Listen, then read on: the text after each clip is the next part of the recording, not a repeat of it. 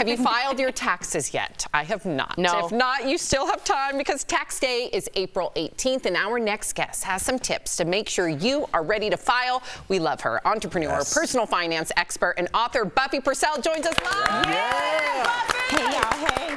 Wow, that was a warm welcome here. We really love like you, Buff. her, yeah. All right, so let's get right into this. I love you too. All right, we feel the love. All right, so what are the basics people sometimes overlook when filing their taxes? Keep it simple.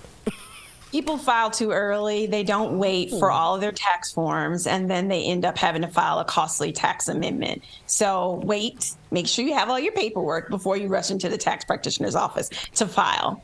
Another thing, it's important for you to remember that the penalties for filing your taxes late are significantly higher than the penalties are for you paying the IRS late. I'm gonna say that again. The IRS would prefer you to file your taxes on time, and they'll work with you on a payment plan. Okay. So please file on time. And if you haven't filed yet, just file a tax extension. It gives you some more time to get yourself together and get your tax return filed. There are no penalties for filing a tax extension. I file extensions every year. Extensions every year. Hair extensions, tax extensions for me. Okay, there is I didn't know about this. I'm actually interested. There's a credit for the elderly or the disabled that many people don't know about, Buffy. Talk to us about it. My mom is disabled, and I'd love to know more about this. Yeah, people age 65 or older or retired or on permanent and total disability and receive taxable disability income for the tax year and with an adjusted gross income or the total of non-taxable Social Security, pensions, or annuity or disability income under specific limits can receive a credit between $3,750 and $7,500. That was a mouthful, but I say all that to say you can go to irs.gov for more advice on this, or you can ask your tax practitioner, and most tax software, once you plug in all your data, it'll pull this credit up as well for you. Okay, that's good to know. That's so. I feel like you're just you help us fight for us, the little people, because we don't understand taxes. Filing taxes can be so confusing. Are there any programs that can help people that need assistance? Yes, and I'm Miss Crawl Before You Ball, so I'm a ball about saving some money. Yes. There are 2 free programs that are fantastic. The VITA site program and TCE. I actually volunteered for VITA back when I was in college, and that's a volunteer income tax assistance program.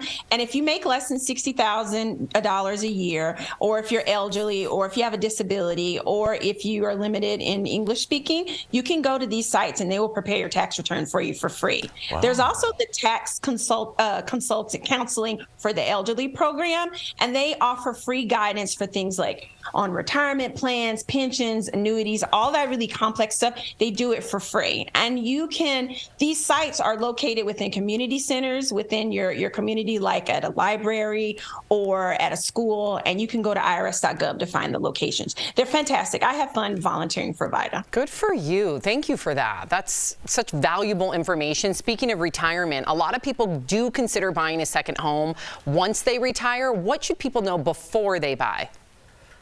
Oh, I love this. I love this question. So second homes are fantastic for a lot of reasons. One, they're easier to qualify for than buying an investment property, right? So you don't have to put as much money down. The interest rates are better. And when you buy a second home, you can actually rent that house out. A lot of people don't understand or know that you can rent a second home out.